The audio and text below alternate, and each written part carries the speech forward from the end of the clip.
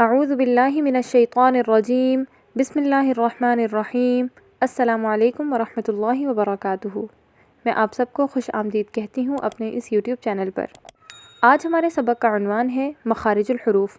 آج کی کلاس میں ہم ہونٹوں سے اور خیشوم سے ادا ہونے والے حروفوں کے متعلق پڑھیں گے۔ انشاءاللہ یہ ویڈیو آپ سب کے لیے بہت ہی زیادہ فائدہ مند ثابت ہونے والی ہے، تو اس ویڈیو کو آخر تک ضرور دیکھیں۔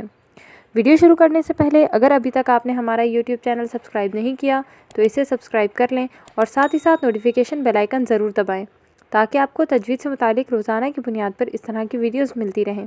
تو آئیے آج کا سبق شروع کرتے ہیں۔ ہونٹ۔ ہونٹوں کو عربی میں شفتان کہتے ہیں۔ ہونٹوں میں کل 2 مخارج ہیں جن سے 4 حروف ادا ہوتے ہیں۔ مخرج نمبر 14۔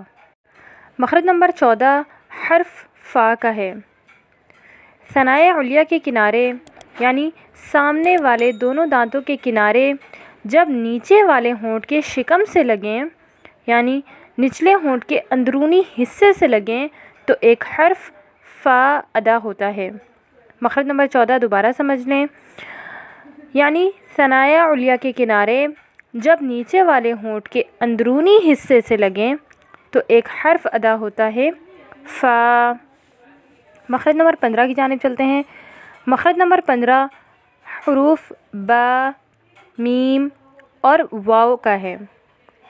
دونوں ہونٹوں سے با، میم، واو ادا ہوتے ہیں، لیکن با دونوں ہونٹوں کے تری والے حصے کے ملنے سے ادا ہوتا ہے، جیسے با۔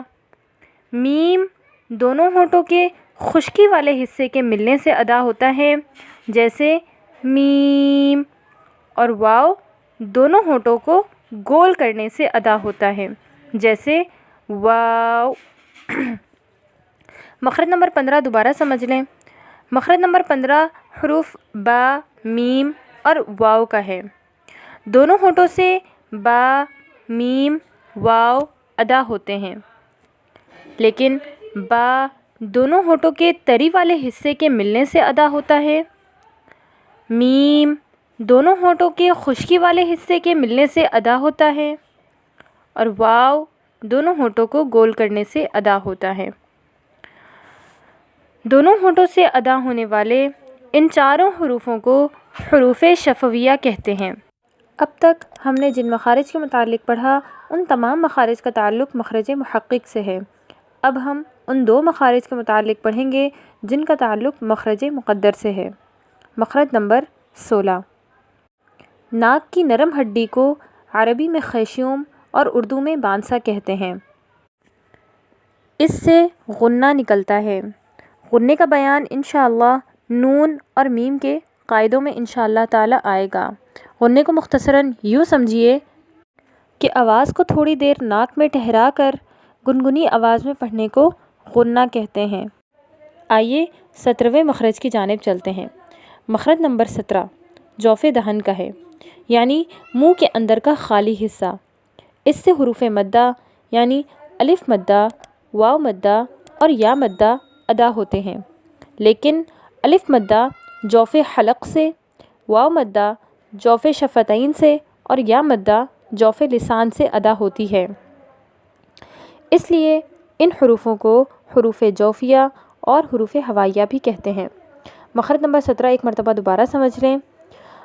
مخرج نمبر 17 جوف دہن کا ہے، یعنی منہ کے اندر کا خالی حصہ۔